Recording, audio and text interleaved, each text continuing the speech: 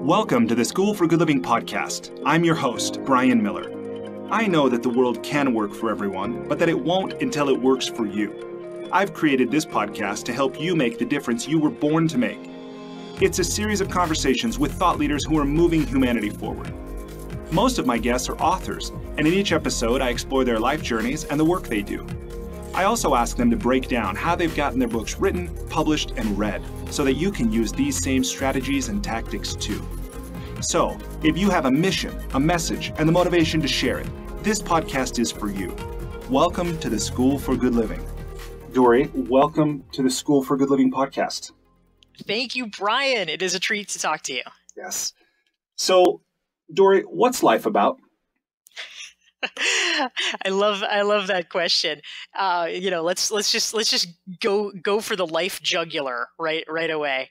I think that the best that I can do. I mean, I think probably no one knows, right? We just as humans have to come up with our operative theory, and the best operative theory that I can come up with is it really probably draws on Maslow and the hierarchy of needs, that ultimately what I'm striving for, and what I think most people probably are, is self-actualization, meaning that whatever you as an individual feel is your highest and best use, whatever you feel your calling is, working to achieve that, working towards making progress in that area as best you can.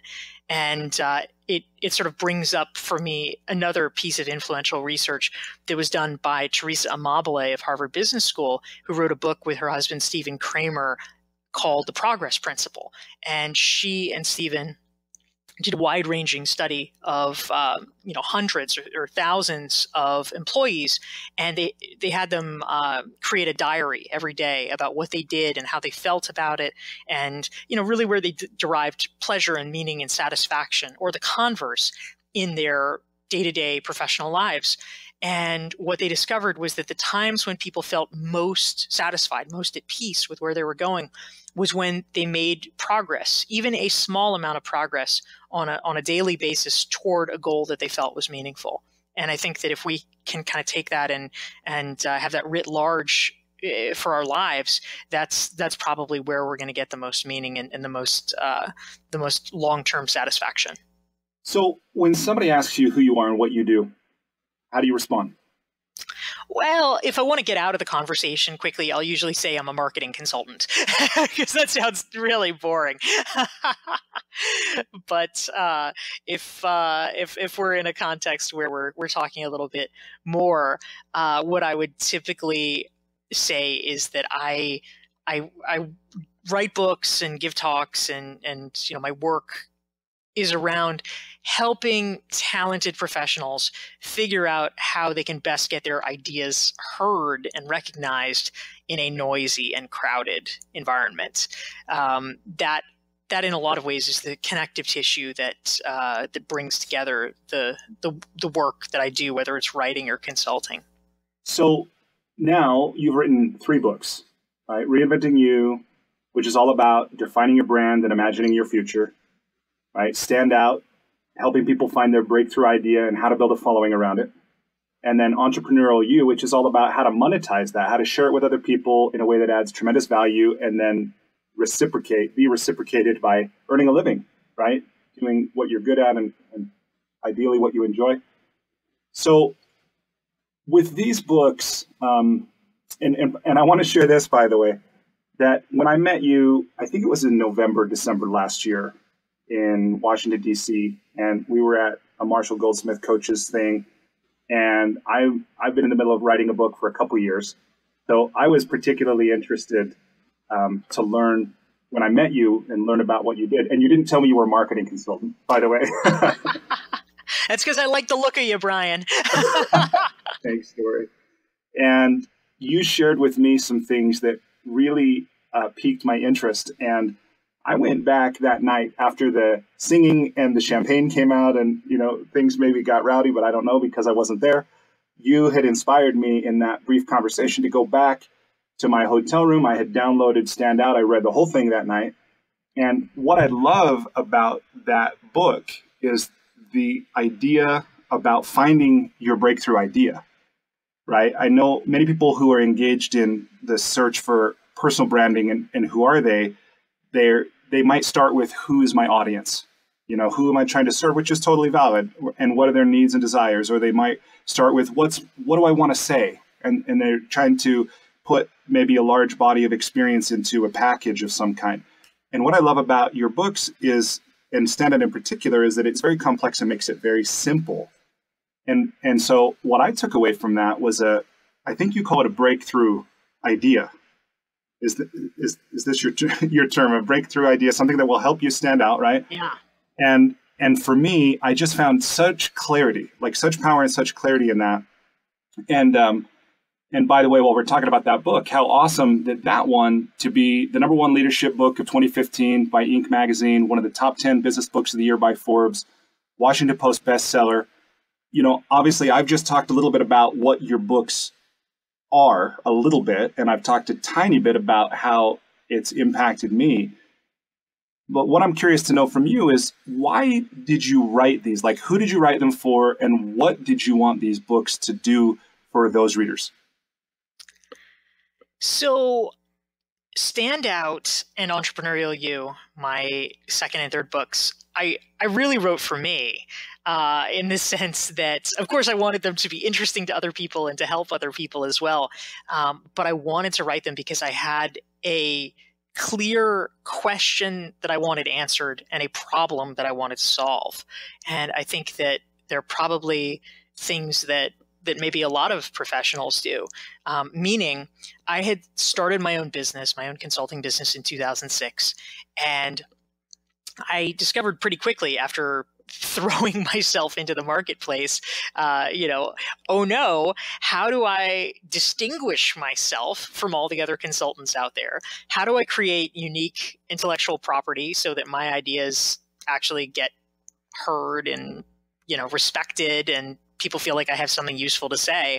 And how do I make money from doing this? Those were the things that at a very existential level I wanted to figure out. And because I came from a background of having started my career as a journalist, I essentially reverted to that behavior. And I thought, well, the way to find the answer is to interview people who are already doing it or who have done it successfully. And if I interview enough of them, I can find patterns. And if I can find patterns, I can create a key. I can create a roadmap. And so that was what I set out to do. So in writing Standout, it was about building your brand through ideas and what that looks like. And in Entrepreneurial You, it was about how people become very economically successful, even with a small business. This is not talking about, how to get venture capital and how to, create a 10,000 person company. It was about how people, as a solopreneur or a proprietor of a very small business, something very lean, can create a lucrative salary and a great lifestyle for themselves on the power of their brand and their ideas. And so for each of them, I interviewed 50 plus, top of the line professionals, and really worked backwards to try to create a set of principles that regular people could follow to learn how to do that themselves. How did you pick who to interview? So in a lot of ways, it was kind of my wish list of people that I wanted to get to know. Writing is a great way to do that. And in fact, sometimes people ask questions about networking and things like that. And something that I feel like is underappreciated is that writing is actually a really fantastic form of networking. You might have somebody that you admire, and never in a million years would that person, who maybe is a celebrity or a celebrity at least in their own field, agree to just have coffee with a random person that they don't know. They get way too many offers for that. They just don't have the time for it. But would that same person agree to be interviewed by a random person that they don't know? Oftentimes, yes, especially if they have something that they are trying to promote. And or, especially, yes, if you have a contract with a mainstream publisher that they've heard of, and so they know that it's sort of a legitimate thing that you're doing. So it was a great way for me to connect with people. And a lot of times, even if somebody was reasonably well known, or they did a million interviews, the questions that I wanted to ask were oftentimes things that people didn't talk about, or that, not that they were hiding anything necessarily, but just that people weren't asking these questions. Like I wanted to know really the nitty gritty of like, okay, yes, we all know that you have this great idea. You have talked at length about what the great idea is, but how did you come up with the idea? Where did it come from? What's the before? What's the after? What did that look like? Clearly you were not born with this idea, and like that's the part that I wanted to understand. And mostly they had never talked about that. So I really wanted to drill down for my own intellectual curiosity. And I figured other people would probably want to know as well. Yeah. Well, I certainly found that fascinating because a lot of the people that you interviewed were people whose books I had read. And, when I met you was the first time I'd heard your name. But then when I saw everyone that you talked to, I thought, how have I not met Dorie before? Like, how have I not come across her? And now I see your name, many, many places. And something I love about what you're saying now and what you write about is how everyone can have, even if they're not yet aware of it, right? Like everyone can have a breakthrough idea. Everyone can make a difference. Everyone can make a contribution. And well, there's one story I'm really interested to know if you'll share that I read a little bit about in your book. You didn't go into great length, but when I read it, it made me think about the Michael Jordan story when he was cut from his high school basketball team, to be honest, where you tell a story about approaching the local chamber of commerce to speak. And it didn't go so well initially. Would you be willing to share with me what happened there? Yeah, absolutely. So when I started my business, I was not necessarily aiming so big. It wasn't like, oh, I want to be, a main stage TED speaker or something. I mean, sure, that would have been amazing. But it was not like I had these kind of crazy, impossible dreams. What I really thought would be great for my business would be to be a speaker at a Chamber of Commerce breakfast. I thought, I'd be in front of so many potential clients, and it would be such an honor. And I got that in my head that would be a really great thing for my business. And so I knew that there were these steps that you had to take. So, okay, clearly they probably want to see a video of you speaking before they would hire you. So I'm like, all right, I'll take care of that. So I arranged for a video to be made of one of my talks. So I got that done, and I had it burned on a DVD, and I created this nice packet of clips and all the articles I had written and articles that had been written about me, and I put it in a fancy folder. I got it all together, and I sent it off to them saying, hey, here's some information about me. Would you be interested in having me speak? And of course, as I've come to have a little more understanding of how these things work, I realized this is not a great approach. This is not really what people should be doing. But nonetheless, I was just bright-eyed and bushy-tailed, and I wasn't even 30 yet, and I was like, yeah, I'm gonna do this. And so sure enough, just like you're supposed to, I called them up a couple of weeks afterwards, and I followed up. Oh, hi, did you get my packet? What did you think? And they said, oh, no, we didn't get your packet. And I said, really? Oh, that's so, so surprising. Oh, okay. Well, I'll send it again. So I, with loving care, I'm photocopying the clips and getting another DVD and putting it in there. And I put it all together, and I mailed it to them. And so again, I want to give them some time to review it. So I called again another couple of weeks later, and I said, hi, this is Dorie Clark. I was just calling to follow up. This time, did you get the packet that I sent? And they said, oh, no, we didn't get any packet. Could you send it again? And I realized, oh, they're just lying to me. That's what they say. They keep telling people again and again and again until they give up. No, just keep resending the packet. And I just was so stunned I realized a couple of things. One was just the sort of shock and horror of being so blatantly disrespected. And the second was, oh, well, yes, they're a-holes, but the second part is kind of my fault, because I had not built my brand enough so that they were respecting me. That's what I realized.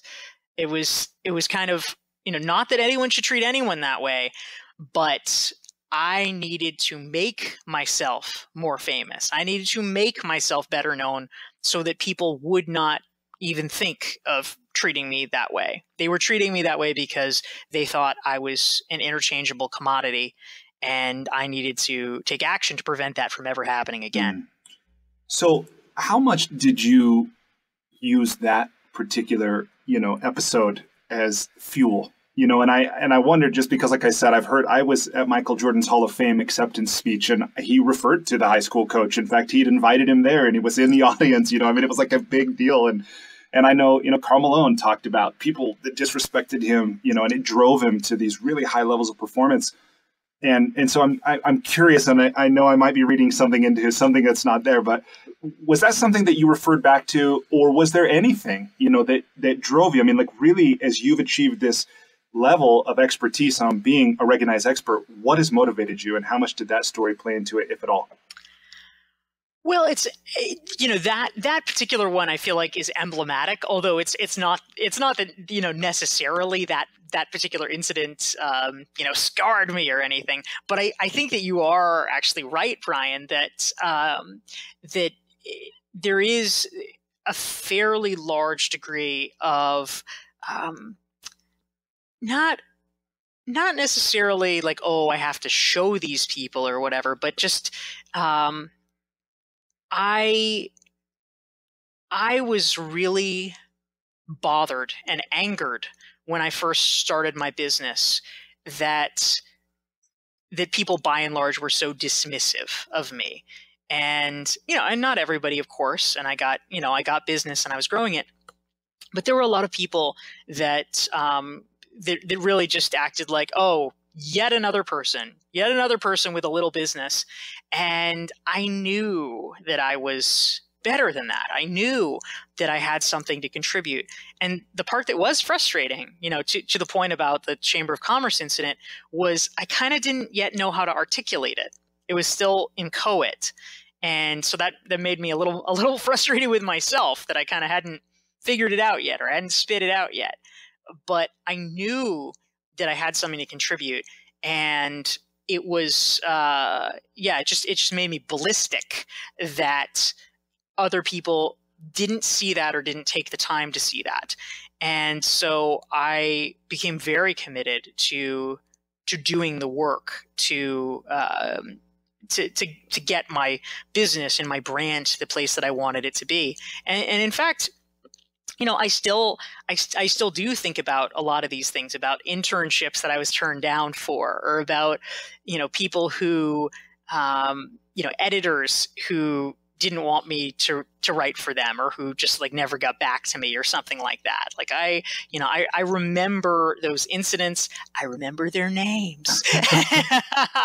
and it definitely was a driver.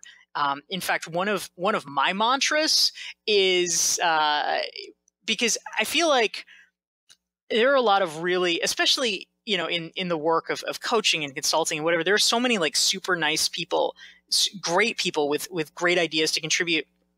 And oftentimes one of the big problems is that they hit these roadblocks, which I think are pretty common. They're pretty universal roadblocks that people hit, before you're well known. People often just, they don't care that much. They don't take the time, whatever.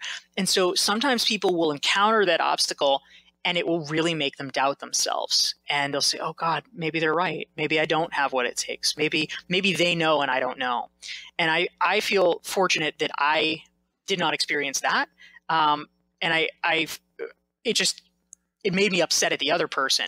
And so a mantra, kind of secret mantra that I have, that I kind of hope for other people to have even more of, is I say blame out, not in.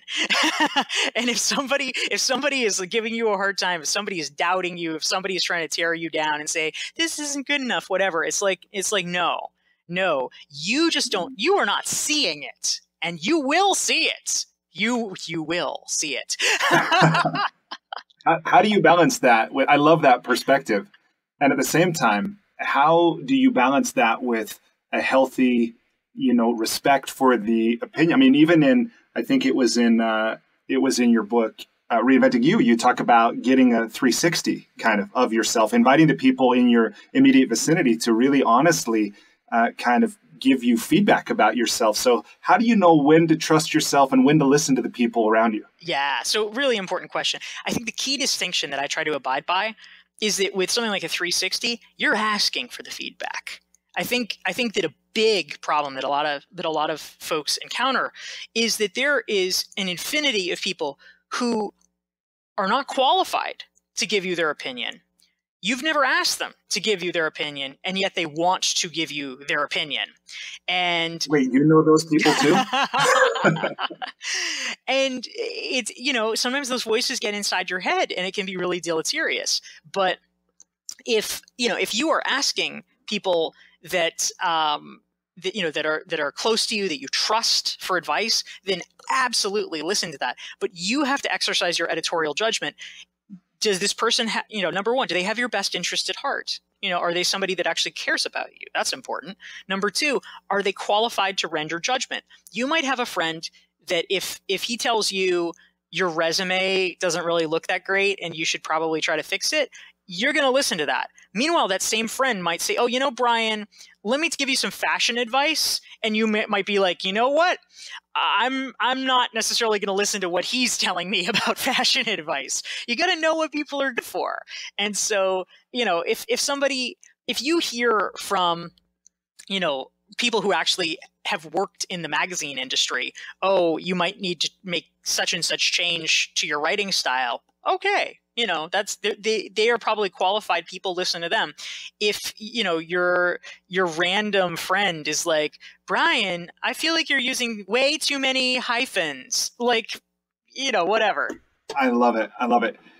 So when I met you, and I'm sitting at the table, we're sitting at a corner from each other, and I read your bio in the book as the program was just about to get underway. And I thought, oh, this is someone who's a thought leader about thought leadership. Like, that's interesting. So I thought, well, I want to see what her social media is like. How does a thought leader about social media, position herself? And I was so impressed to see that in the previous 24 hours, you had tweeted about 26 times. It might have been about 30 times, right? And I'm like, she's sitting right here and she's not using her phone. Like, how is, and obviously there's these tools, Hootsuite and TweetDeck and this kind of thing. But what that really kind of opened my eyes to was I would almost say the absolute an idea, right? Like that a person could in fact be so fully embody an idea that it is who that person is. And I could see that in you, like a sort of integrity or a congruence, with what you were talking about. What's your thought about one's need to so fully commit to an idea that they organize their entire life around it versus, maybe, I don't want to say being a dabbler because that's maybe too unkind, but does one need to become super clear about the idea, and then B, do they need to devote basically their life to advancing that idea in order to make a meaningful difference? What's your opinion about that? I think it's a really interesting question. I think there might be two pieces to it, right? The first is you use the word congruence, which I think is important. I think it is essential for people, if they really want to espouse an idea with integrity, to be very congruent in doing that. I mean, there are people that I know that they speak about a topic, let's say networking or something like that, and meanwhile I'll have multiple colleagues that I know talk to me about how that person has actually treated them kind of rudely or has made them feel unwelcome or something like that. And if you're practicing and preaching different things, or you're not really living up to the values that you're putting out there, obviously it's going to cause problems, if not at the beginning, certainly eventually. So I think, for me, one of the goals that I have, whether it's like doing webinars or podcasts or, teaching my online course, which is, it's called Recognized Expert, and we have this community of about 150 people that are part of it. What I want very explicitly is I want there to be zero daylight between how people experience me in those things and how people experience me in the quote unquote real world. I want every single person that meets me to say, you are exactly like I thought you would be. That is my goal. I don't, it's not even so much like, public versus private or whatever. It takes too much energy to be different people. I want to come through as 100% the same, so that everybody is experiencing me the same way. I mean, whatever, maybe my friends will get more of my time and energy and things like that, but I want the feeling to be the same. But I think in terms of time, you're sort of alluding to that about, kind of going all in versus dabbling or something like that. I think that in my book, Standout, I talk about a framework for spreading ideas. And essentially, the way that it goes, sort of the formula, quote unquote, is you build your network, you build your audience, and then you build your community. And so it sort of starts, if you have this idea you want to spread, with a close-knit group of people that you vet it with, and they're kind of the early ambassadors. And then you have your audience, which is where you start talking more publicly about it and sharing it so that more people hear about it. You're able to kind of attract a new, broader audience to it. But then finally, the real tipping point comes when you build a community. And that essentially is the point where it's no longer just you talking about the idea. Other people are talking about it as well. And I think that's the place where sometimes it enables you to take a step back, or it enables you to be focusing on other things. Because if you're not having to do the heavy lifting, if you're not the only person talking about whatever your idea is, then you have the ability to kind of let other people take the ball and run with it, and it can still be very successful. That was something that really inspired me when I read Standout, because to that point, it had never occurred to me. I'd learned a little bit about thought leadership, but I'd never studied it. And what I saw in that was that it was possible to distinguish, when you're talking about a thought leader, it is possible, of course, to distinguish between the thought and the leader, and how maybe a true thought leader does exactly what you're saying, to build a community that persists independent of them personally. It's bigger than their personality.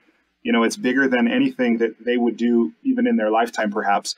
And that, to me, really it was some kind of a shift in my thinking. And I thought, holy cow. So rather than thinking at a more granular level, which can still be useful, of who do I serve and what are their needs and desires, or even what do I want to say, it's also so congruent with what Marshall Goldsmith, talks about, where he encourages coaches to figure out, what do you want to be the world's leading expert in? Like, it's one thing. What is that thing? And I've been racking my brain when he posed that question, but it didn't come clear for me until, reading your book. And after that, I thought, this idea that Buckminster Fuller and Werner Erhard have been talking about for at least 30 years, like this idea the world can work for everyone, but it won't until it works for you. And what I love about what you share is that you're not trying to tell people what they should be saying, right? You're giving them ideas and tools and frameworks that help them to figure it out and then to go do it. What do you say to people who, maybe they feel like they want to do it, but they're not qualified, or, maybe they'll fail or whatever, they're stuck somewhere in the process? Where, in your experience, do most people falter or stop short or break down when it comes to, thought leadership? I think a lot of people really do talk themselves out of it at various stages. But there are ways around pretty much every problem that people throw up. I mean, one, for instance, that, as you say, Bryan, is a really common one, is people saying, well, I'm not qualified, or, why am I the expert? And so to that, I say, okay, great. That's fine. You might not be the expert right now, but you can embark upon a campaign to steadily learn more if you are interested in a topic. And so, for instance, something that for a long time was kind of surprising to me before I launched into the Standout methodology and really came to understand it, is why journalists or podcasters, for that matter, actually oftentimes became celebrities in their own right. Why is it they're just the ones asking questions, and yet they often can develop a very strong brand identity and a perceived expertise through the act of inquiry. And so it actually is true that, whatever your thing is, let's say it's, sustainable transportation. If that's what you're passionate about, you may not be that knowledgeable. Let's say you don't have a doctorate in engineering, whatever. But if you care about it and you're actually willing to put in the time, and you go out and you interview all of the leading lights in sustainable transportation, by the time you get to, toward the end, you're probably going to know as much as almost everybody. You might not know as much as, somebody who, yes, has spent 8 years getting a doctorate in it, but are you going to know more than 99% of the population about sustainable transportation? Almost assuredly you will. And by doing that sort of breadth of discussion and inquiry, writing about it or podcasting about it, are you going to be even better than the true experts at communicating it? Yes, you probably will. And so it gives you a tremendous advantage that very few people seize, but almost anyone could. I love the way that you describe that. Like, if you have an interest in something, if you have a passion for something, you can go and pursue that. And as you do, especially if you're conscious and intentional about it, develop this expertise. What I'd love to know from your perspective, how important is it that one has a passion and follows it? And how important is it that one sees what they're pursuing in a context of something bigger than themselves? Right? Because we're going to run into challenges no matter what course we follow. And how important is passion to kind of help keep the momentum going? How important is it to see, or what else is important to help somebody persist beyond whatever challenges they're certain to face? Yeah. So I think passion is an interesting topic, and I'm glad you brought it up, because this is also a place where it's a sticking point for many people, because you hear all the time from people saying, "Oh, I want to find my passion, but I can't do anything until I know what it is, and I don't know what it is." And so then they don't do anything, right? And that I think is understandable given the public discourse around passion, but I think that it's highly mistaken. I think that we talk about passion in the wrong ways. And what I mean by that is, okay, in a broad sense, there are things that are true, right? You do not want to be spending your time on a job or a career or profession that you hate. If you hate it, then absolutely don't do it. That would be a terrible idea. However, there is also a very wide range of activities in between your passion in life, with all capital letters, and the things you really, really hate. And so what I would recommend for people, so yes, there are some people for sure that they've always known what their passion is. Okay, God bless. That's amazing. Go do it. Justin Bieber at 5 years old, he knew. And it's like, whoosh, he just went. Right? Absolutely. Yeah. There's always the Justin Biebers. But for most people, they don't necessarily know that. What they do know, however, and almost everybody knows this, is there's a range of things that they like, that they think are interesting. Anyone can tell you that, oh, they like math more than they like English, or they like English more than they like math, or, what do you do in your free time? Oh, well, this one likes video games, and this one likes running, and this one, likes, cooking and having dinner parties. We've got that much, right? Is that your passion in life? No, not necessarily, but it's at least something you're interested in. It's a direction. And so I think that we need to try to take the pressure off. And instead of looking for the passion, the calling, just follow your interests. Just explore your interests until you either decide, wow, this is really cool. I'm actually getting pretty passionate about this. Or you may, in fact, discover that it's not your thing. I think about when I was in college, I kind of knew what I liked, right? This was not terribly helpful to me at the time, but it's kind of funny in retrospect. The advice I got from whatever, reading career books or going to some career talk. I was trying desperately to figure out what I should do with my life. I was a senior in college, and they said, well, write down a list of your favorite things to do. Like, what are your favorite ways to spend your time? And if you can just write down the activities, maybe you can construct a job that would meet that. And so I get started and I write it down. And basically what I came up with was what I wanted my job to be, was something that allowed me to read the newspaper and give my opinion. And that's my dream job. And you know what? Like 20 years later, I actually do that. I read the newspaper like 90 minutes a day. I'm just completely obsessed with the news. I give my opinion a lot. It's amazing. But there were a lot of steps in between. You create hypotheses, right? I tried to be a journalist. I did that for a year until I got laid off. That's a job where you read the newspaper and give your opinion. I tried to work in politics. That was, that's another one that meets those criteria. I just kept working for candidates who kept losing. I tried to be an academic. I got a master's degree. That was good. I tried to get in for a doctoral degree and I was turned down and I did not get into the doctoral program. So that didn't work. But being an academic, similarly, you read a lot, you give your opinion. So I think you start with a hypothesis and then you just work to rule things in or out. And along the way, you discover your passion. It gets clearer, but you find it through doing, not through ideation. Yeah, I like that. Navigating kind of by their interests. What do you say about the importance of, or lack thereof, or neutrality of really connecting one's activities to like the service of others, or to something, to maybe the environment, or to animals, or something bigger than just themselves? How important is that? Yeah, I think that it is important. And of course, whatever that cause is going to be is going to vary by individual. For some people, it may be about religious faith.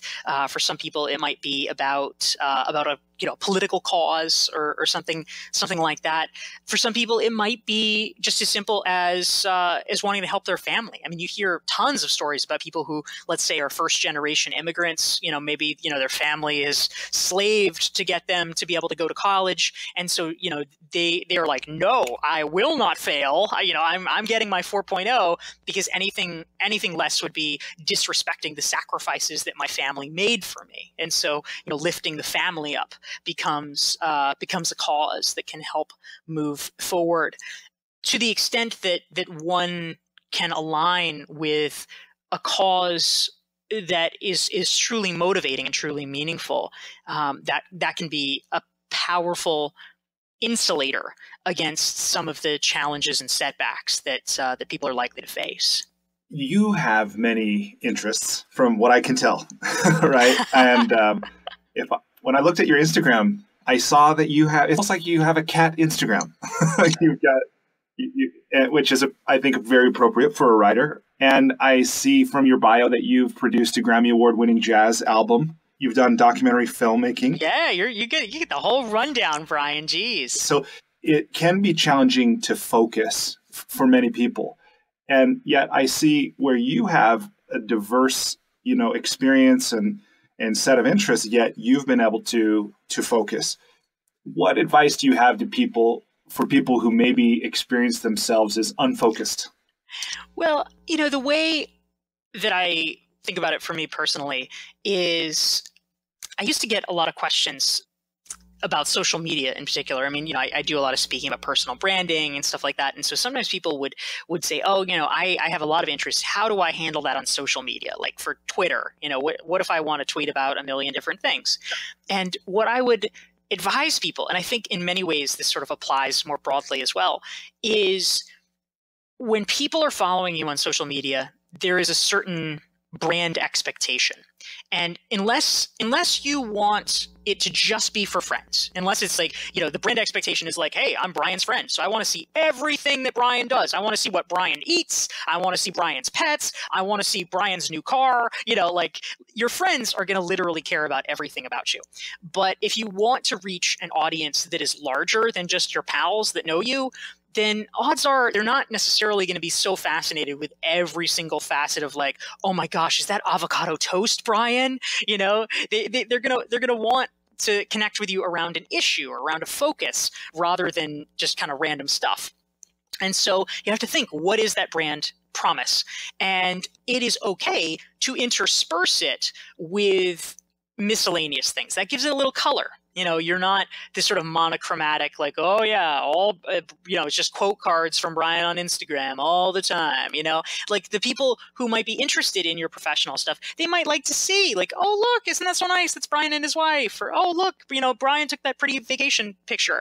It gives it just a little bit more flavor. They can connect to you because it's like, oh, there's a person behind there. But primarily, they're coming to you for whatever your thing is, coaching stuff or leadership or tennis, whatever the person's thing is. And so I advise people, I'm like, look, if you want to have a professional, let's say, Twitter account rather than just for your pals, think about it, let's say 85% professional, and then the rest, 15%, you can kind of spice it up with whatever you want. And so that's kind of how I think about it. More broadly as well. I mean, Instagram, for instance, I really think of it as a social channel for myself rather than a professional one. For better or for worse, it's mostly cats because I love cats. But for things that I do consider to be more professional, LinkedIn, Twitter, etc., even Facebook, honestly, the vast majority of it is content related to my business and branding and marketing and thought leadership and things like that. So I think that's the question is, if you're doing it for fun, then do whatever you want. But if you're doing it for professional purposes, you have to get clear on that and understand what your audience wants rather than just what's fun for you to do. No, that makes so much sense. And something I really appreciated about, and what you're saying now reminds me of this, something I appreciate about what you wrote about in your books is how one does not need to step away from what they're doing to become a recognized expert. You could do this in your current role, certainly within your current organization, picking a topic and kind of learning more about it, developing an expertise on it. And as that happens, one of the things that I think people might run into is exactly what you're saying about, okay, I've been using social media, and now I'm attempting to reinvent myself, or at least establish myself in this way, and how deliberate one must be to align their social media around, this new kind of identity, or at least this new direction they're headed, how important that can be. Yep. It was something I hadn't even considered until I read, your work. And looking back, I can even see it where, I was talking to some friends who serve on a board, and they were talking about CEOs using social media. And, it was a pretty strong opinion from some of these people who serve on corporate boards. CEOs should not tweet. CEOs should not have, haven't we learned anything from Donald Trump, But I thought that was interesting. And I know there's no one size fits all for every company or every CEO. I'm not sure Trump should be the paradigmatic example. Right. But what I'm hearing, or what I'm taking away from what you share is, absolutely, if someone does this in a way that's authentic and congruent, maybe we come back to that it in fact can be an effective part of their role as a leader in whatever field, whatever they're doing. Agree or disagree? I agree. I mean, I think back, this is a number of years ago now, but I think it's perhaps even more true now. I was giving a guest lecture at Georgetown, and it was an executive ed program. And there was a woman there who asked me a question, and she said, look, I'm really struggling with this. She said, I'm not on social media at all, or maybe she had an account, but she just never used it. She said, the younger employees at my company said that it kind of bothers them that I'm not on social media, because they told me that that's kind of how they get to know people. That they sort of follow what they're doing and they see more about the people's lives. And they said, we feel like we don't know you. And I thought that was quite interesting, because, I think people have different views about, should be friends on social media with coworkers and things like that. But I think certainly it's true for almost all of us that if you are active on social media, there's probably a lot of people in your life that you are not seeing regularly. It's not like, oh, every week you're having coffee with, Ben or whatever, but you keep up a peripheral awareness about that person's life based on things that you might see on social media. You see, oh, they bought a new house, they had a baby, oh, they just had that great vacation. And so you feel like you know a little bit more about what's going on with them. They feel more like a real person. Whereas if you didn't have that information, it could be a little bit of a cipher. And I think it doesn't have to be social media per se, but it does speak to a larger concern of leadership, which is that as a leader, people don't want to just be taking orders from this mouthpiece that's, sort of, whatever, a cardboard figure in a suit telling them to do things. What they feel loyal to, what inspires them is a person. And you have to be willing to disclose a little bit about yourself. You certainly don't have to share everything, and you can do it in different ways, but you have to find a way to enable people to connect with you. It could be sharing about your personal life, or it could be other stuff. I mean, there's a guy that I know who is he was the founder of Reputation.com named Michael Furtick, and he told me once that he feels very uncomfortable sharing about his family, like his personal life online, like that just kind of felt weird to him. But he knew that people needed to know something about him. And so he likes writing fiction. And so he would share about his writing and his fiction writing and thoughts about literature online. Just kind of give people a hook into who he was. And I thought that was a pretty clever idea.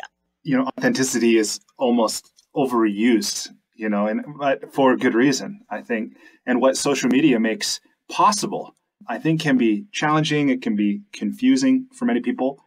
And it was something, again, like I hadn't thought about until I read what you talk about. But social media both creates, I think, opportunities for us to share who we are and what we're up to in ways that we never could before. But it also surfaces a lot of, feelings and thoughts that also never existed before. Just as something as simple as trying to pick what photo to use as a profile picture, or, how to describe yourself in your bio. What advice do you have for people who are maybe not satisfied with their online representation of themselves? Is there something simple that you would encourage people to consider? Honestly, I don't think it's that hard, really. I actually teach a course, an executive ed program at the Fuqua School of Business at Duke called Communication for Leaders. And one of the segments in this it's a 3-day executive communication program.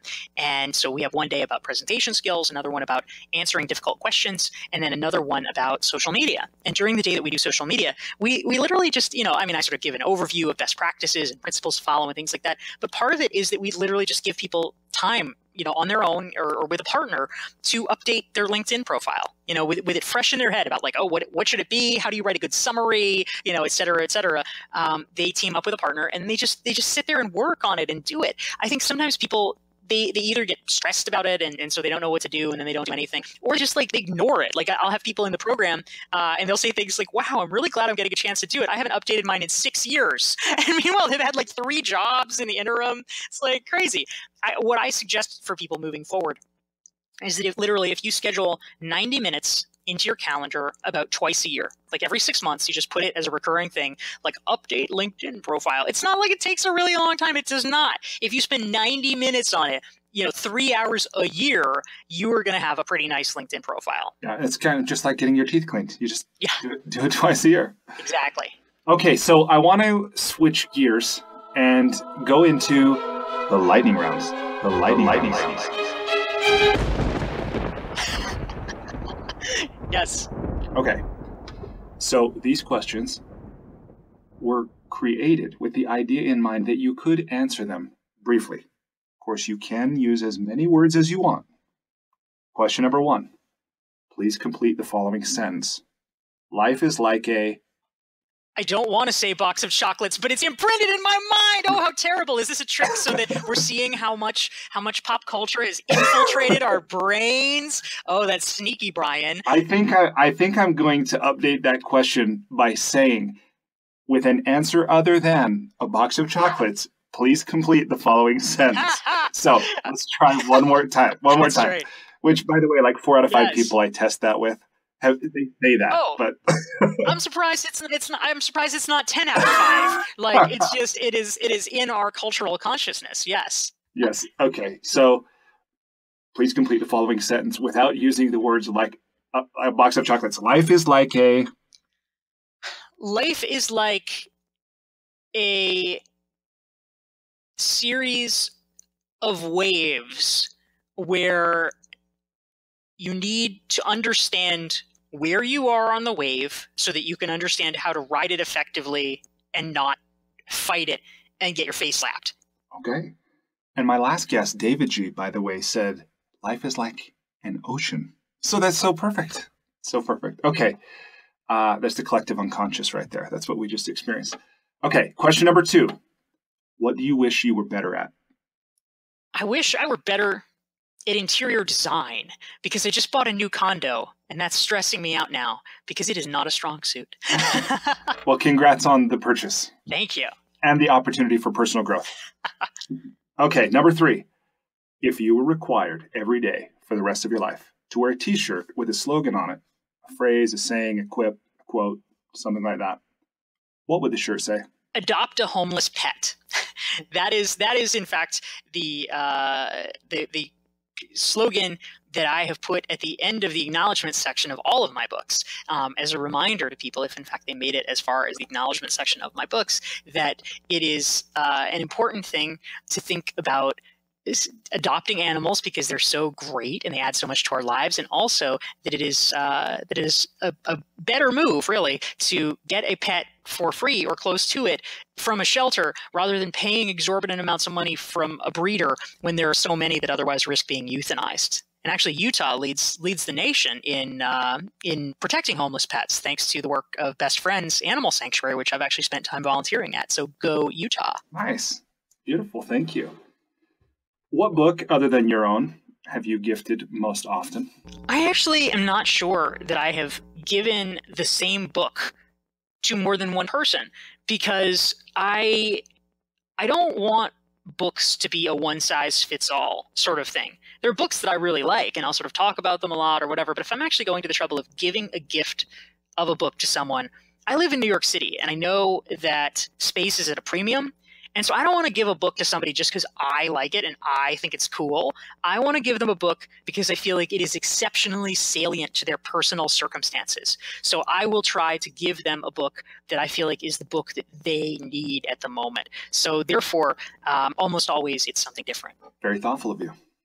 So you travel a ton. In fact, you talk about it in your book, some of the things you wrote while you were on different flights, which I thought was cool. It's kind of like I was there with you coming back from Amsterdam. I was probably sleeping, I was the guy with the eye mask on. But in your travel, what's one thing you do or one thing you bring that helps make your traveling more enjoyable or less painful? Oh, that's great. I love travel hacks. Something that I almost always pack is a racquetball.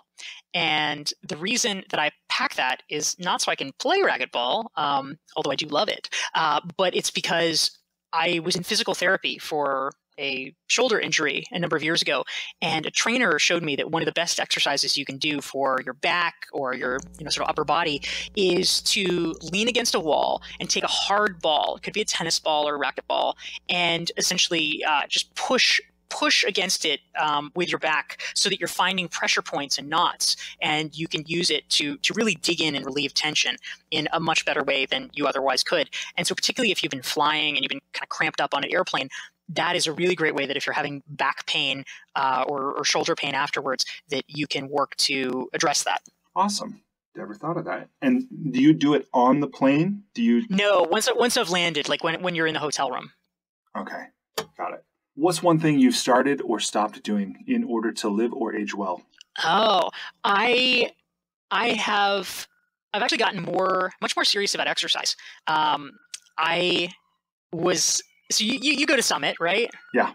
Yeah. So we talked about this. So I was at Powder Mountain for Summit Series in, I think it was 2015. So I think it was, or maybe it was 2016. So it was about 2 years ago. And I was on one of their shuttle buses, and I heard these two women talking about this woman who works there who's like a kind of psychic intuitive woman, and they were all like, oh, she's amazing, you have to go see her, blah, oh, she's so great, she's so, everyone goes and says she's amazing. And so I'm just like totally eavesdropping on this conversation, and I was just like, by the end of the shuttle ride, I'm like, all right, I'm sold, I'll go. And so I signed up for this like psychic intuitive woman, and she barely fit me in. Normally she does hour-long sessions. She didn't have any of those, but she had like a half an hour. And so I went in, and the first thing she said, she sort of takes me in, and she says, "You've freed your mind." She said, "That's incredible. You need to share that. You are sharing that." And then she pauses for a beat, and she says, "But now you need to free your body." And I thought, oh my God, what does she mean? And so I was like sort of trying to process this. I'm like, oh, right.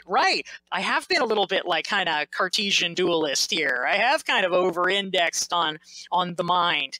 And so after I got back from Powder Mountain, I signed up for ClassPass, which is this kind of gym type thing, and so I started working out more seriously. And so I've lost weight. I am in much better shape than I've ever been.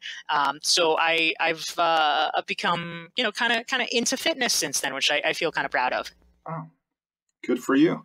I'm really glad to hear that, because my dad died at 64 years old, which I think is way too young. Yeah. When I was 30, I thought it was ancient. Now that I'm 40, I don't think 64 is old at all. And I love to see someone who is driven, like I believe you are, who also makes time to take care of herself. So good for you. Thank you, Bryan. Really glad. What's one thing you wish every American knew? One thing that every American knew. That's a great question. I would imagine that what would probably be most useful in kind of a universal sense is if we actually were able to go back to implementing a civics curriculum. Because I think that part of the political polarization that has occurred and is occurring is because in many ways people are fundamentally ignorant about the functioning of government. You see polls, and people don't understand that there's three branches of government, much less how they work together or what the checks and balances are. I think that we need to have common agreement about the facts of government and society so that we can be able to make better decisions and compromises about policy. I don't think you can really discuss policy effectively if people are not operating off the same set of facts. And the loss of a civics curriculum, which is sort of steadily eroded over the past, 30, 40 years, I think has been very deleterious. I'm just thinking about my own education. I think in 7th grade I learned something about the political system, but not much. That's probably more a comment on me as a student than the whole system, though. I'll just be honest. Okay, what's one piece of advice your parents gave you that has made an impact on you? One that I really like, I'm not even sure it was meant as advice so much as it was just sort of, I guess it was advice. It was, sort of a mantra that my mom had, but she, this really came back to me when I moved to New York a few years ago, but she used to like to say, the best way, maybe the only way to get an invitation is to give an invitation. And I love that because so many people are just kind of waiting for something to happen. They're just waiting to be invited. They're waiting for something magical to happen. And it's like, you know what? Make it happen yourself. If it's not happening, just do it. You be the instigator. And so I moved to New York 4 years ago, and I didn't really have any good friends here. I had, some acquaintances, but there was nobody that was like making an effort to sort of invite me out or whatever. Most people didn't even kind of realize that I had moved here. And so I realized that if I was going to build a social life, I was going to have to build it. It was not just going to happen. And so I started organizing dinner parties and inviting people to them. And that was how I was able to actually just start making friends. And that thought kind of echoed in my mind. Like, okay, time to give some invitations. It makes me think of that saying. It's very similar to have a friend, be a friend. right? Yeah. So yeah, for sure. What was your mom's best advice? You're probably we're gonna hear more about this on your podcast with her, but I'm curious for you. What did Gail tell you? Well, something that she and my mom both talked about was about keeping money in perspective. Realizing, like, determining what was sufficient for your needs, and then not allowing your income to increase as your earning increased. Not allow your spending to increase as your income increased. Yeah. And then to also be very deliberate about what you do with the rest of that. Mm. How much do you give? How much do you save? How much do you invest? Right. That kind of thing. So there were, and saying it that way makes it sound like it was more about money, and it really was more about stewardship and responsibility, But I think about that. I think about that a lot. Nice. So, okay, at this point, what's your next big project? When we talked in Phoenix just last month, I think you said that you're taking a break from writing books for a little while, right? But what's on the horizon, or what's your next big project for you? I'm in some ways still kind of figuring out what a next big project is. To the point about just having waves in your business, I think sometimes your energy needs to be all about, kind of one big thing. You've got to get lift off with that item, like a book launch. When I launched Entrepreneurial You last fall, it was all about that, sort of all in on the book. Right now, I'm actually feeling really good, just like cleaning up a lot of small things.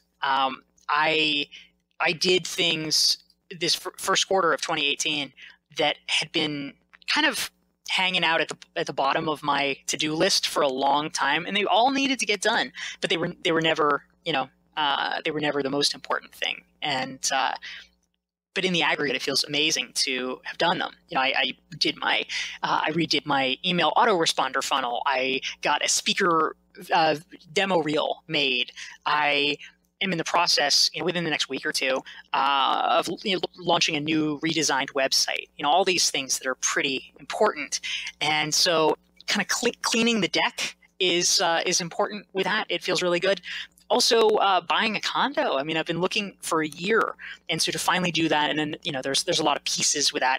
It involves a kind of cathartic purging of items, sort of rejiggering those elements of home life. So I find that kind of a welcome corrective to so much of an intense business focus on just output.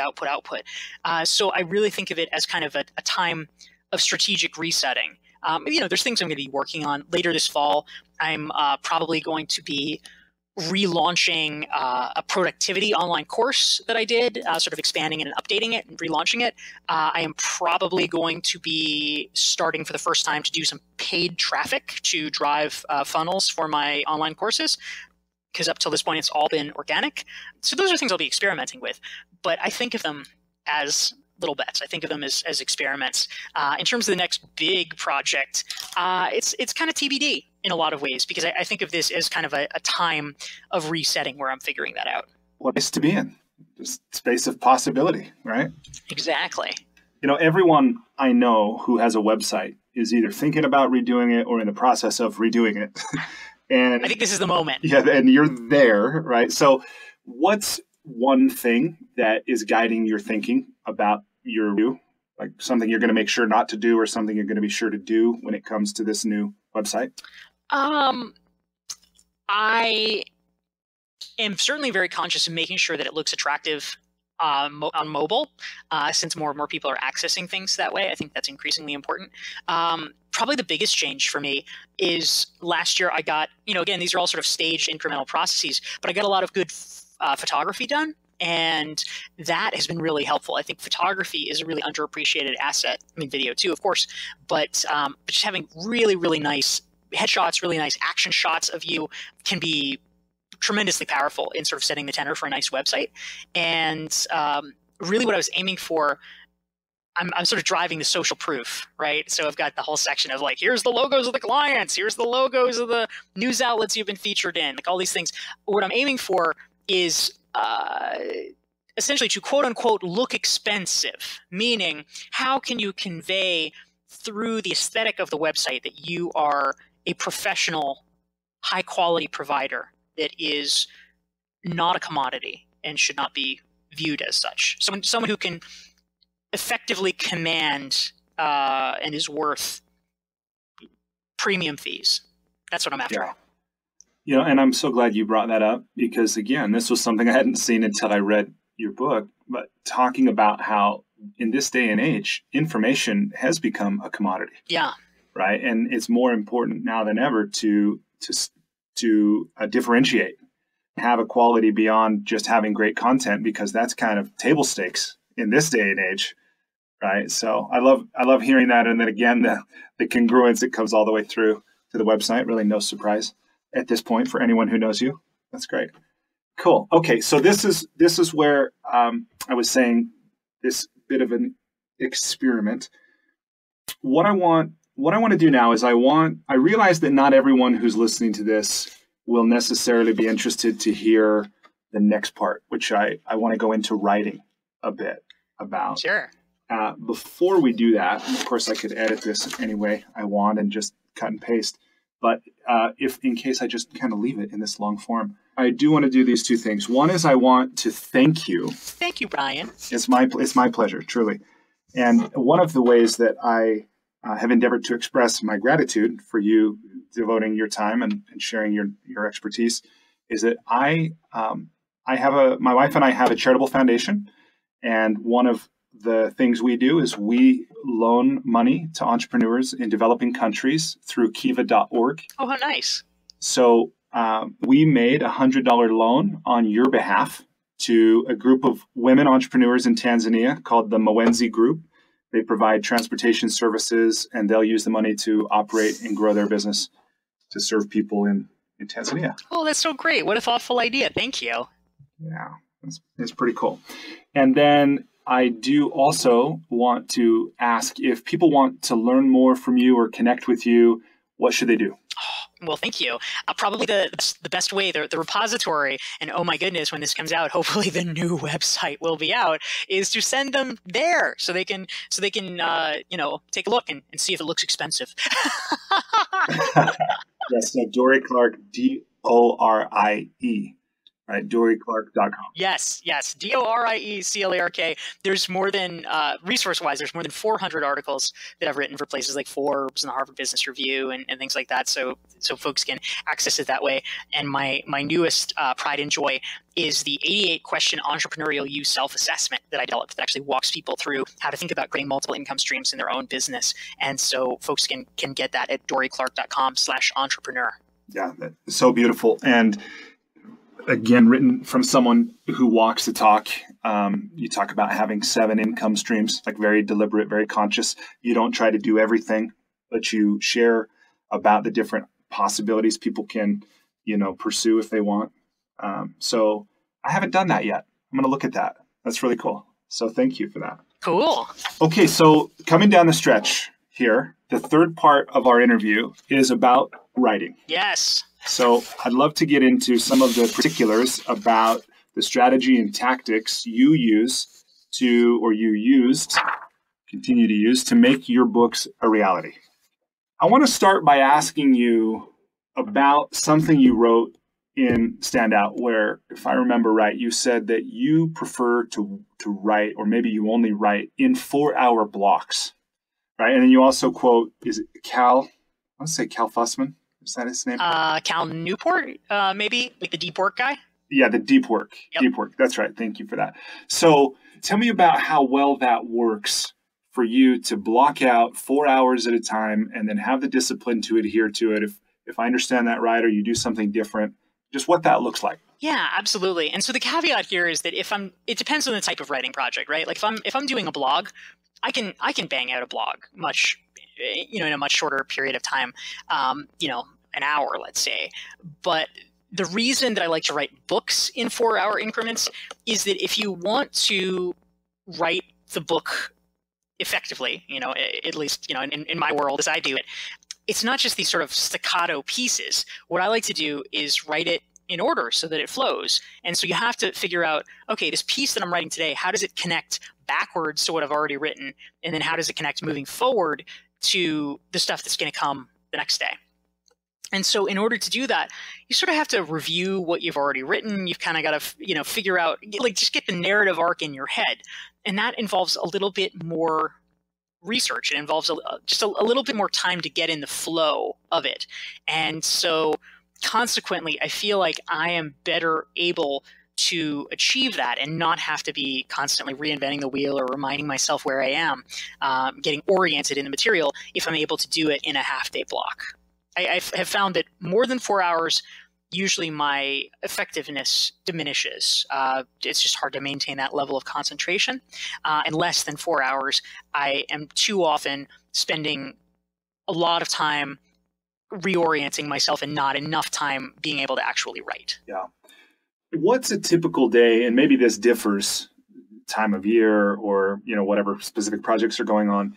But as a writer, as a writer, what does a typical day for you look like? So when I am in the midst of writing a book, what it looks like typically, and this, this is specifically talking about writing the first draft of it, where it's like that's kind of the hardest part, where you're getting it all down. What I will do, I'm not spending, I'm not taking time off work. I'm not, going off to a cabin or whatever. I am basically just fitting this in around the other work that I do. But basically, when I'm in the throes of writing the first draft of a book manuscript, I will take about 2 to 3 months. And during that period of time, what I will do is in advance, because it's important to map out the time, I will pick between 3 and 4 half-day blocks per week. Typically, I like to do it in the mornings, like maybe 9 to 1, something like that, although, it can vary. And I'll schedule it in advance. Like, for instance, if I know, okay, my writing period is going to be, June, July, August, I'll go in and I'll schedule, okay, so Monday, Wednesday, Friday, boom, boom, boom. Those are my days. And I plug it in so that so that the time is reserved. I'm not scheduling other things. I'm not scheduling calls or meetings or things that will intervene. Certainly sometimes something will come up, oh, it's an emergency meeting. It can only happen on this day. Okay, fine. I'll move the writing day to the next day. I'll shift it, but I don't sacrifice the writing day. I just move it. But what I have found, which is kind of remarkable, is that I am still able to get my job done. I'm still able to operate my business the rest of the time. Oftentimes, one of the work days that I'll have is maybe on a weekend. So I do yes, I am working on weekends, but let's say you're taking 2 weekday mornings off, per week, over this period of time. That's not all that much, right? That's maybe 8 hours. You can fit that in. You can fit that in by working an extra hour at night. You can maybe work through lunch. Oftentimes, a lot of people waste time anyway. There was no demonstrable drop in my effectiveness or my productivity while I was doing that. Awesome.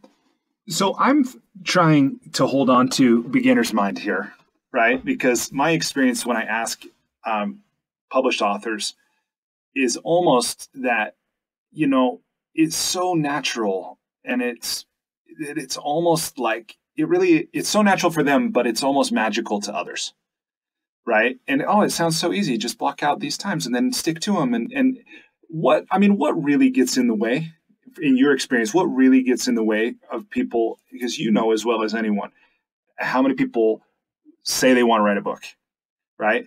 But in your experience, what really gets in the way? I think that it is almost always just perfectionism from people, that they, especially it kind of compounds, right?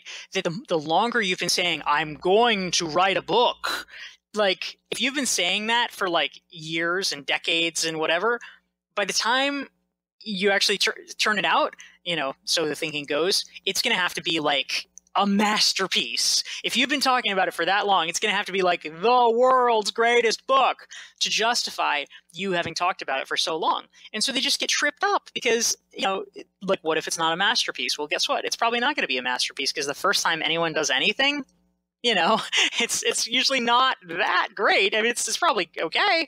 But I look back at the early writing that I did, my first blog posts in, 2008, 2009, they weren't horrible, but they weren't that great either. But you know what? They were the best that I could do at the time. They were what enabled me to get where I am now. They were, it was certainly better than not having done it. And they were good enough. They were good enough to be published. And so I think the gift that journalism gave me is understanding that done always, always is better than perfect. And in journalism, there is a heavy penalty. You do not miss your deadline. You never miss your deadline. If you do that, you are out. And so if you have a deadline, you just have to treat it as sacrosanct. Whereas for a lot of people, the deadline isn't real, quote unquote, if they've set it for themselves. And so they'll keep fudging it because, oh, well, it's not done yet. It's not ready yet. It's not good enough yet. But, you're probably not going to be fully happy with what you do the first time around. And it's okay. That's what editors are for. That's what the revision process is for. It's just essential to get it on paper so you have something to start with. Yeah, that makes perfect sense. And I've certainly experienced what you're talking about, where if I set, a writing schedule for myself, and even if I map out, okay, I'm going to knock out this chapter in these days and that, and again, this is more, I'm sure, of my own, but I know I'm not unique in this either, that it has very little power for me. It's so easy to just ignore my own, my self-imposed deadlines. Yeah. What do you say to somebody who's in that place of like, they mean well, they want it, they've been trying hard, but how can someone get leverage on themselves to get the damn thing written? Yeah. I think that a big part of it is understanding yourself and what works for you. And I'll give you an example. So we were talking earlier about my workout routine and how I had never really been that serious about a fitness program, but lately I have been. And what has proven very effective for me, for whatever reason, this is just the lever that helps, is if I join a gym, and I have in the past, where it's like a monthly membership, I don't feel that compelled to go. It's just like, I can't, there's not like a real driver. I'm not that effective at doing it. However, ClassPass is actually extremely effective for me because what I am buying is not so much a monthly membership as it is 10 classes per month. It's a finite fixed number. And if I do not use the classes, then I forfeit them. And as a result of that, because I've prepaid for it, and it's very obvious that I am wasting the money if I'm not doing these 10 classes, there's a really high incentive for me, if at all possible, to max out and do 10 classes a month, which means at least every third day I am having a workout. That is a way to essentially pre-commit myself into a workout routine because I've already spent the money and I just feel bad. I feel worse about losing the money than I do about working out or not working out. And it's silly, but that's what works for me. So similarly, I think, there's levers that we have. Maybe embarrassment is a lever. Maybe money is a lever. So, as by way of example, if we make a pledge and it's just hard to keep our own pledge to ourselves, maybe you make a pledge to all your friends, and you say, oh, I'm going to check in with you and I'm going to give you my report and I'm going to send you my pages, whatever it is. An example of this, and I write about it in my book, Reinventing You, is this guy, Bryan, who now is a reporter at CNN, but he was kind of overweight and he used Twitter as a weight loss tool because he pledged that he would write everything that he ate on Twitter. And, it wasn't like, oh, no, I'm not allowed to eat it. Just the only thing was like, oh, if he had 6 donuts, he had to be like, I had 6 donuts, and tweeted it out to the entire world. So that actually was very effective, the fear of embarrassment, on keeping him on a straight and narrow. Another thing that I talk about in Reinventing You is stick.com, which is a very clever website created by behavioral economists, stickk.com, where people essentially make a pledge and then they attach money to it, and there are real consequences. So if you hate a certain charity, you would say, well, I'll put whatever it is, $100, $1,000, and if I don't, if I don't write X number of words this week, then that money that's in escrow is going to go to this charity that I really hate. So that's a good motivator as well. Yeah, I love that idea. And I just read that. That was toward the end of Reinventing You. And I thought that's such a great tool that people could use to make this public declaration, make their commitment public, and then to have a consequence, tied to it. So I hope that at least someone listening to this gets some usefulness out of that. Yeah. I suspect they will. I think as of the time that went to print, there were like $8 million had gone through that platform. Yeah, it's pretty remarkable. Wow, that's great. Okay. Do you have any writing rituals that you observe? You have like the certain robe you've got to be in, or the cup of tea, or you light a candle, or is it music plays, or anything that you do consistently to help just get you in state and be productive and focused, or anything else related to your writing? Yeah, I think this again goes back to the training as a journalist, where you're like writing in this like crazy loud newsroom and people are on the phone, and it's like, I pretty much don't have any rituals, because you aren't really allowed to have any rituals. Like, you're not really going to light your hygge candle in the middle of the newsroom. They're all going to be like, what is this? Like writing is the ritual, right? Yeah, exactly. So not so much. The one thing that I like, an anti-ritual, I guess, is that much as I would like to, I am constitutionally incapable of listening to music while I write. It's too distracting for me for whatever reason. Even instrumental? Yeah, instrumental's better, but even that kind of distracts me. Ironically, I can write fine in a coffee shop. Like if it's this kind of dispersed, like almost white noise, that's fine. But if it's like, just focused music, it's I don't know, it sort of overwhelms me cognitively. So I have to write when it's either noisy like a coffee shop, or it has to be quiet. What's the worst advice you hear given to writers?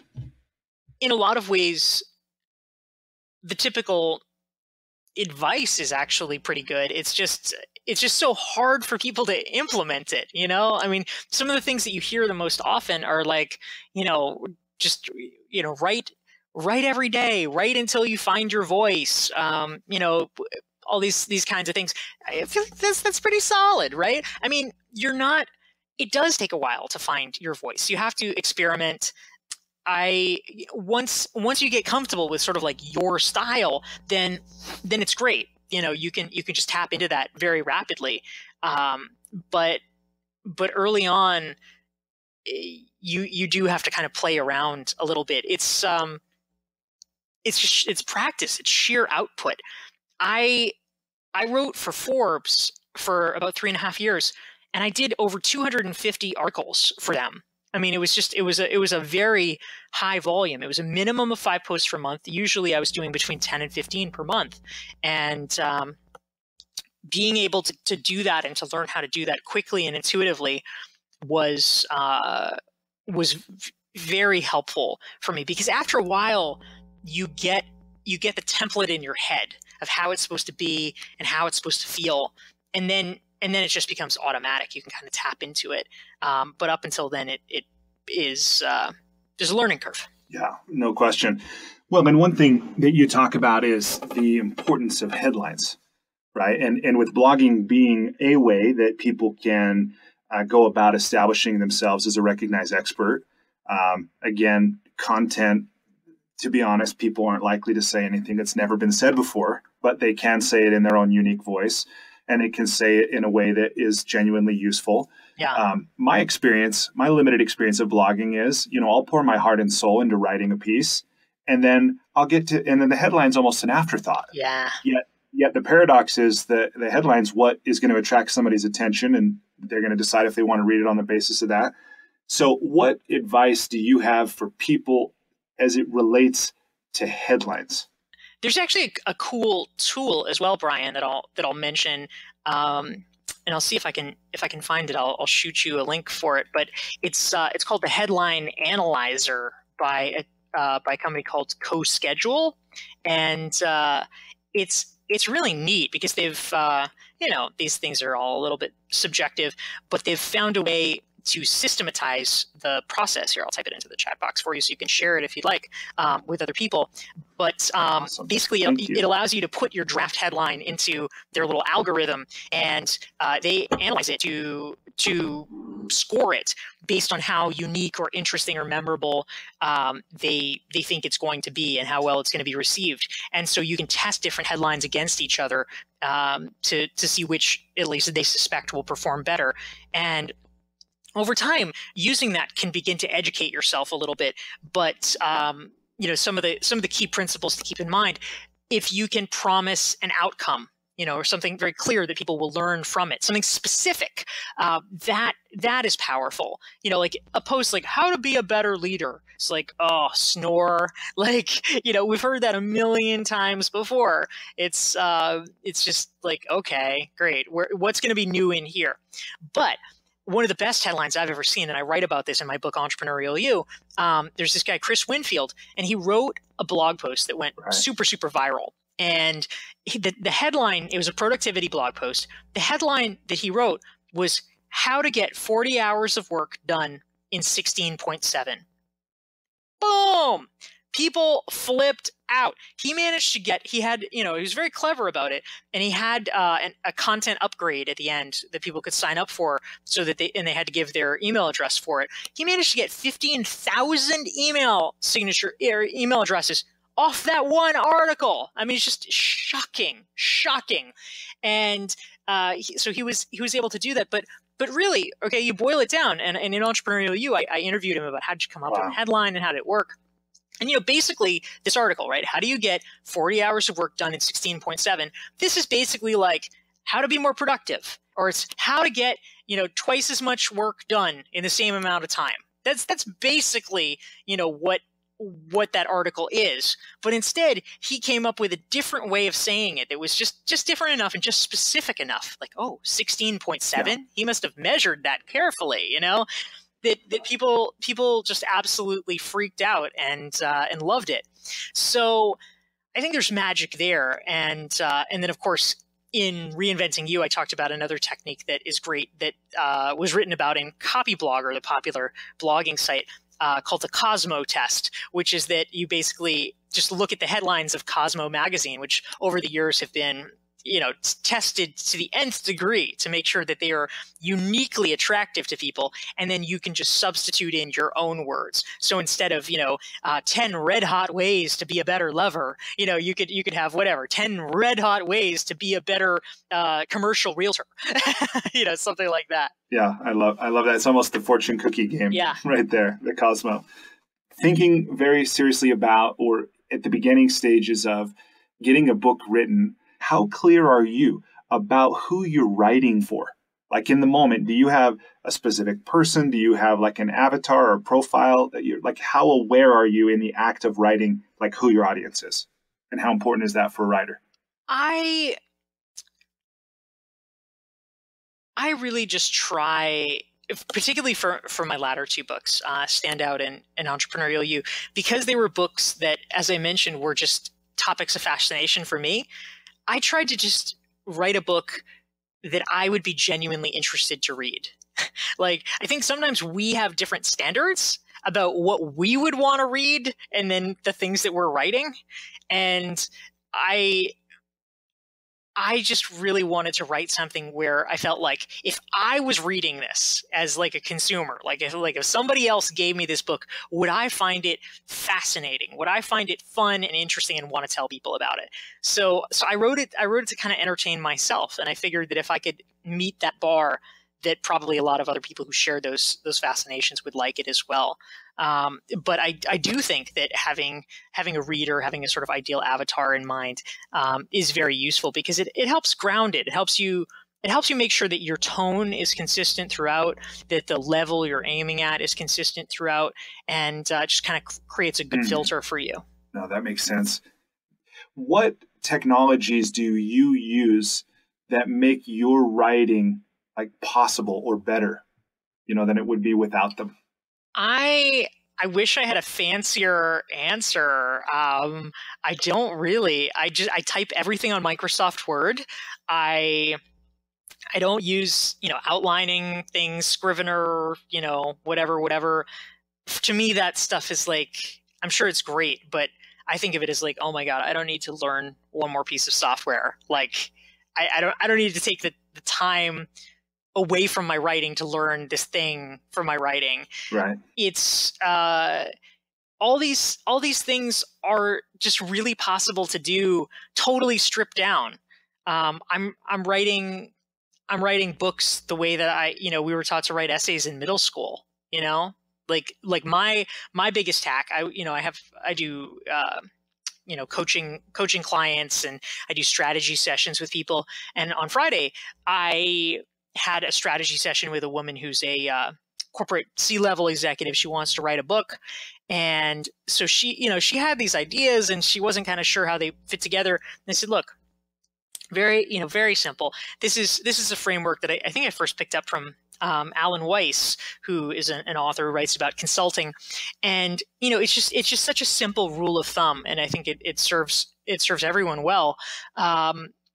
Obviously, you can tweak this a little bit, but broadly speaking, if you want to figure out how do you outline a book really fast, okay, 10 chapters, right? Because let's be honest, most nonfiction books, they probably don't have fewer than 8, and they probably don't have more than 12 or 14 chapters. So 10 is a pretty good standard thing.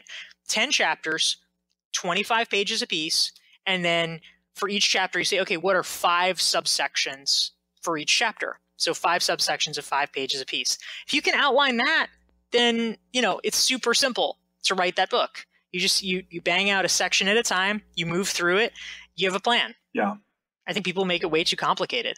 That makes sense. And then I know for some people, just remaining organized, like that can be the challenge, which I happen to think is symptomatic of something deeper. But that's all, that's a different conversation, right?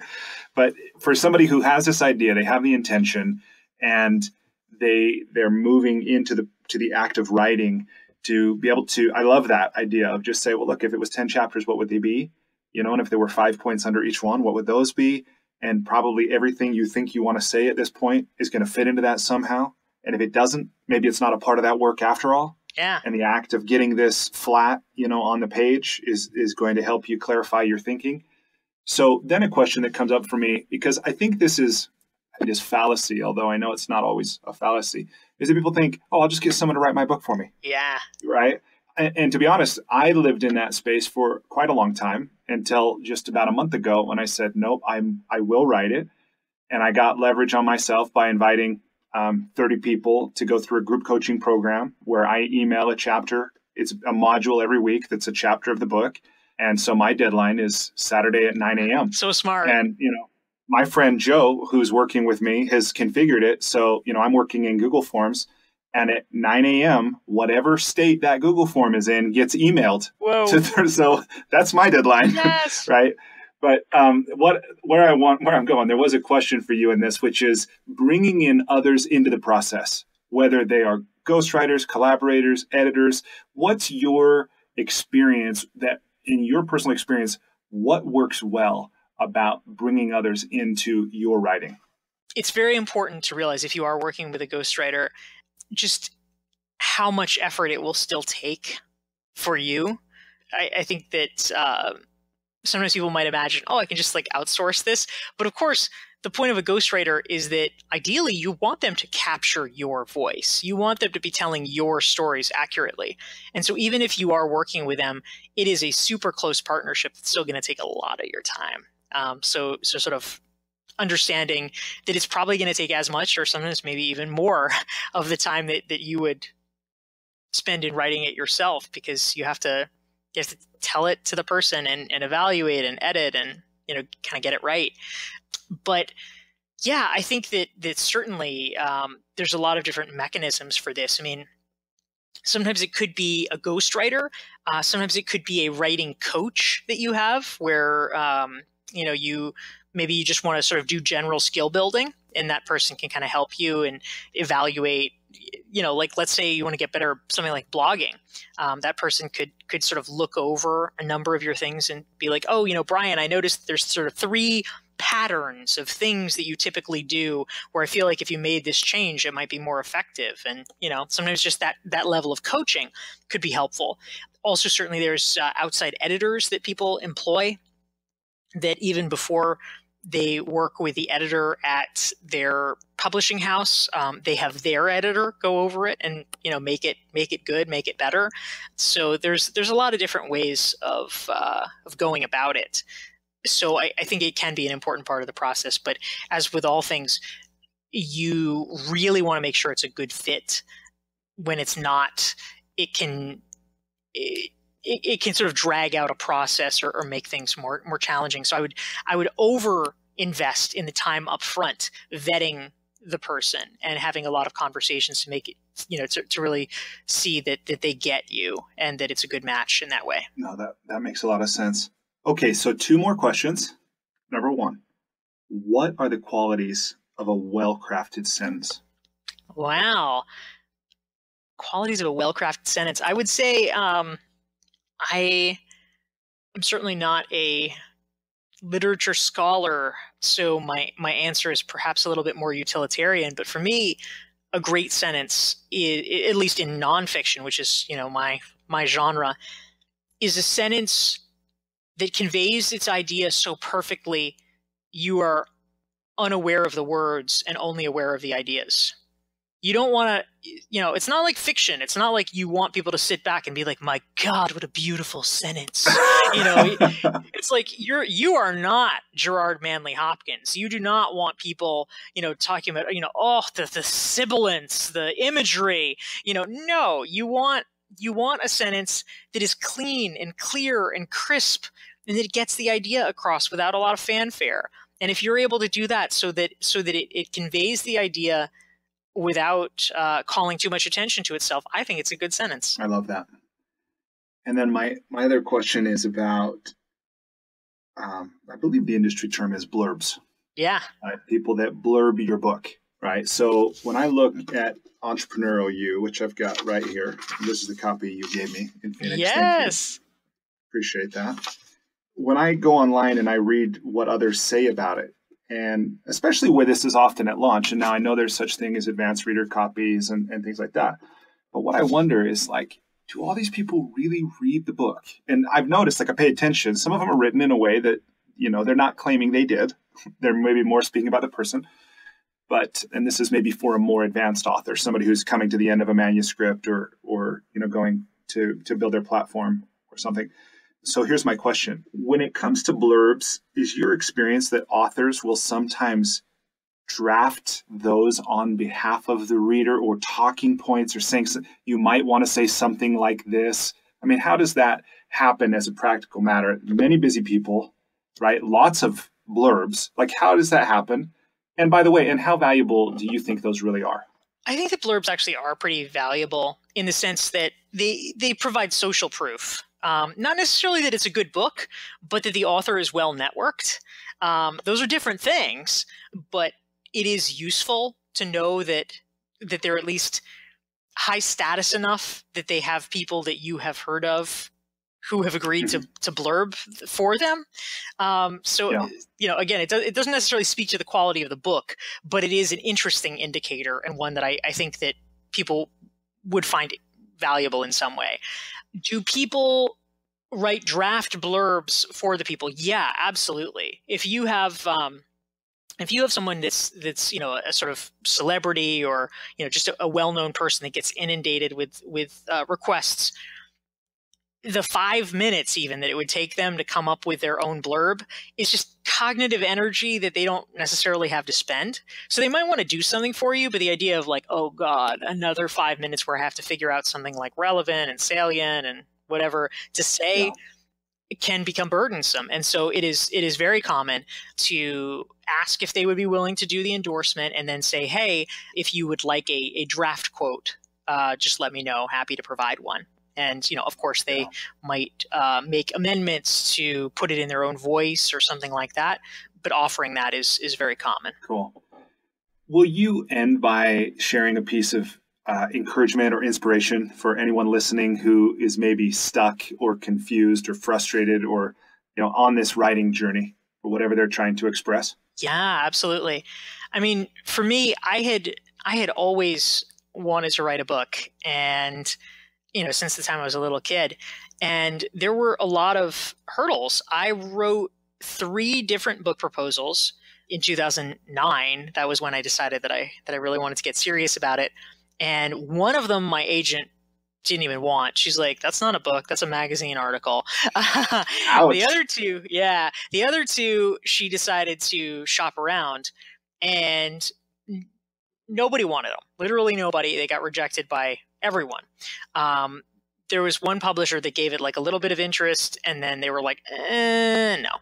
And it was just such a frustrating process because I was not quote unquote famous enough. And so no one was interested in taking a chance on me. It was very dispiriting to have written multiple proposals, have all of them shot down. I had also in 2004, I had written a mystery novel, and the mystery novel got accepted by a publisher. And then the publisher went out of business before they could publish it. And then we tried to shop it to other publishers, and then no one wanted it. So that never got published. So I had like so many false starts and hits and misses and whatever.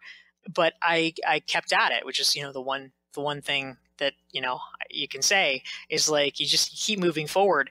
And so finally, in 2011, I sold the contract for Reinventing You, and then finally in 2013, it was published. So that was actually 9 years after my first brush with Almost Maybe getting published as a writer.